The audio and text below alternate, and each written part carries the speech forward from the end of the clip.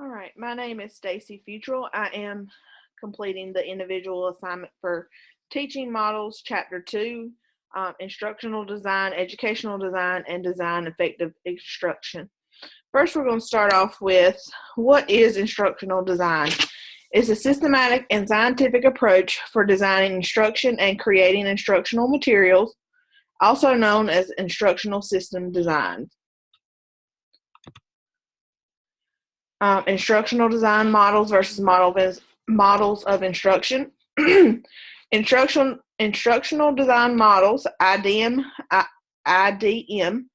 they emerge from the field of instructional design. Practical expression of learning theory provides a different map for designers to follow through the 5 phases, which we'll talk about later on. Models of instruction. It's a framework for implementing instruction in a classroom setting. Research-based, proven procedures for teaching that support learners in achieving cognitive and affective outcomes. Have set of steps or phases that teachers follow when planning and implementing a lesson. What are the application and uses of the instructional design process? They're used to develop different types of instructions, including courses, lessons, and modules offered through workshops, classes, and online sources.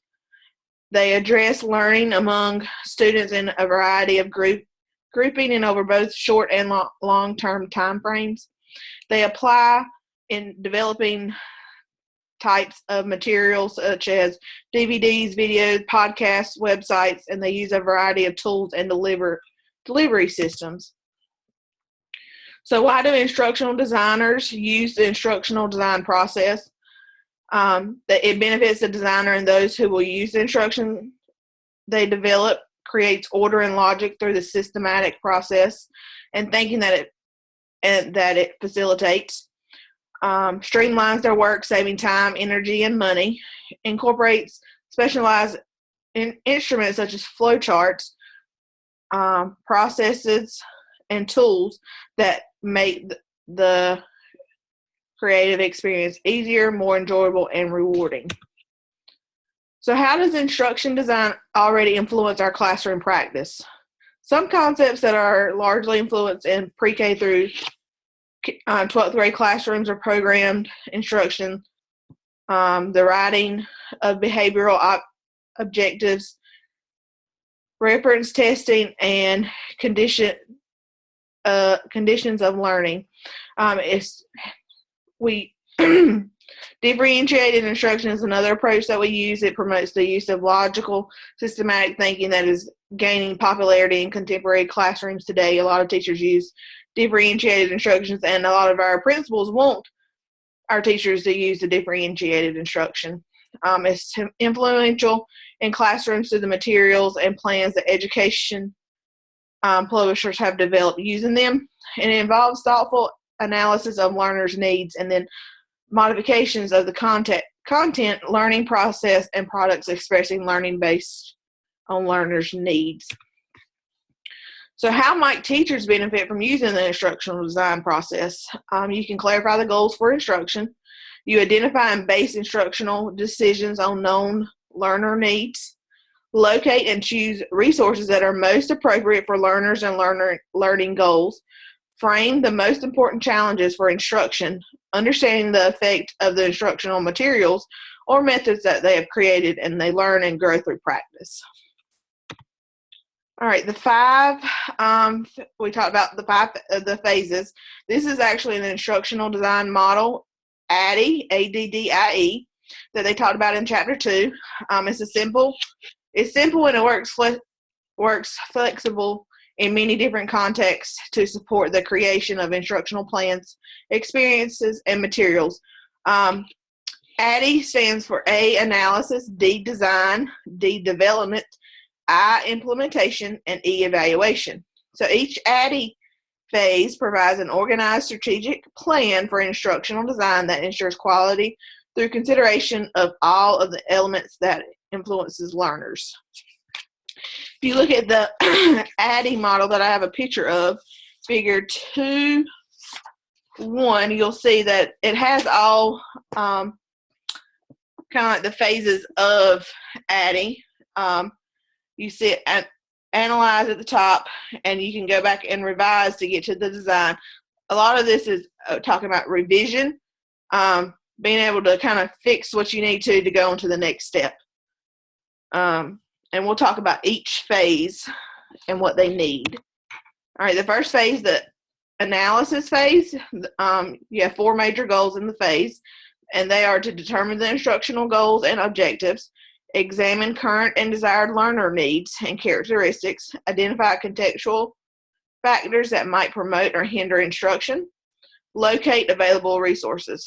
The designer engages in activities that challenge him or her to understand important dimensions of the learning context.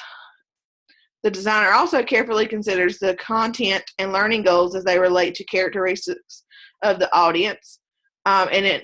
The analysis phase also involves conducting a needs assessment, also called a needs analysis.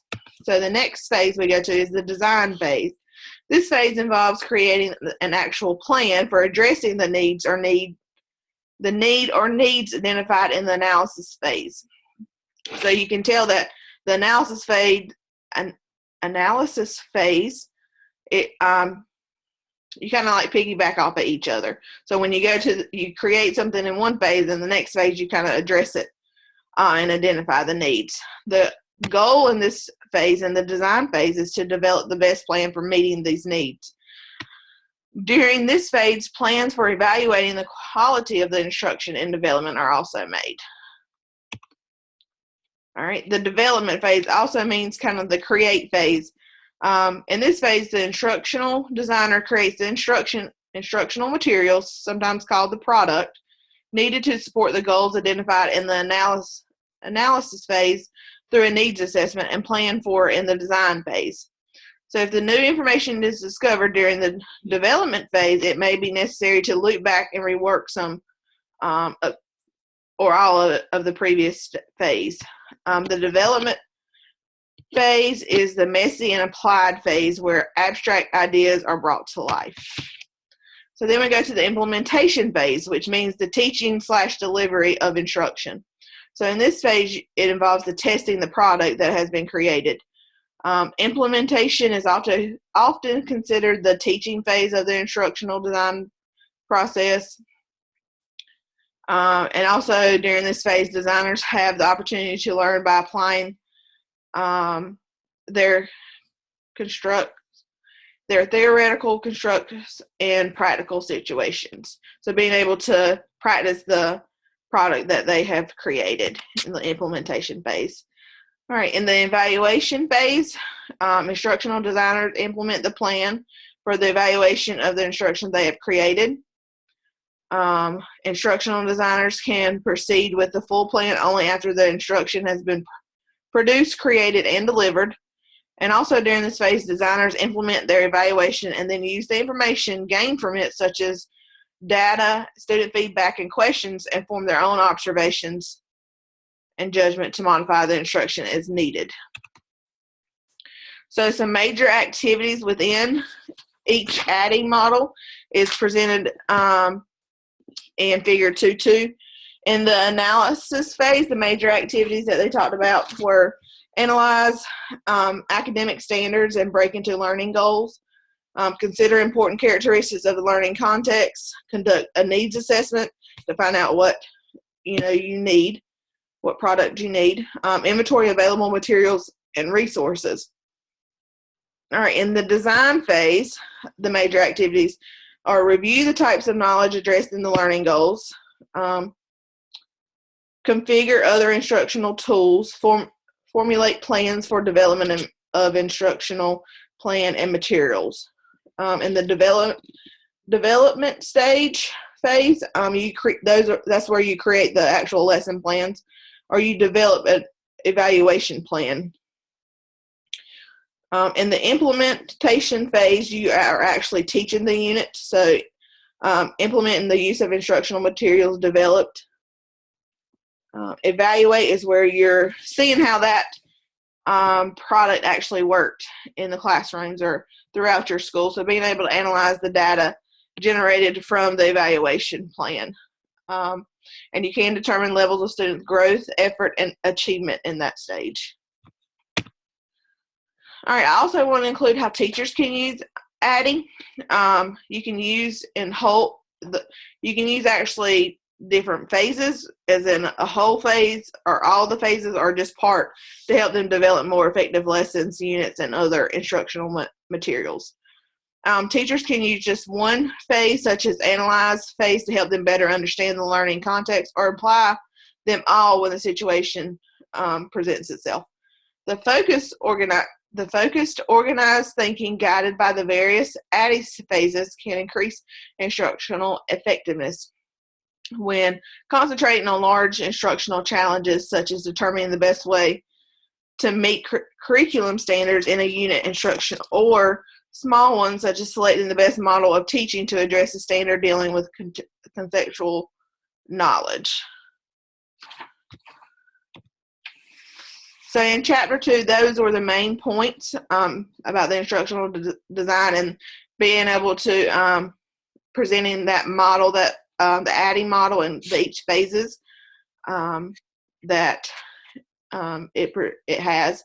The A stands for analyze, D for design, D for development, I for implementation, and E for evaluation. Kind of what we need to do in our teaching every day, or in our schools every day. And so that is Teaching Models, Chapter 2, Instructional Design, Educational Design, and Designing Effective Instruction.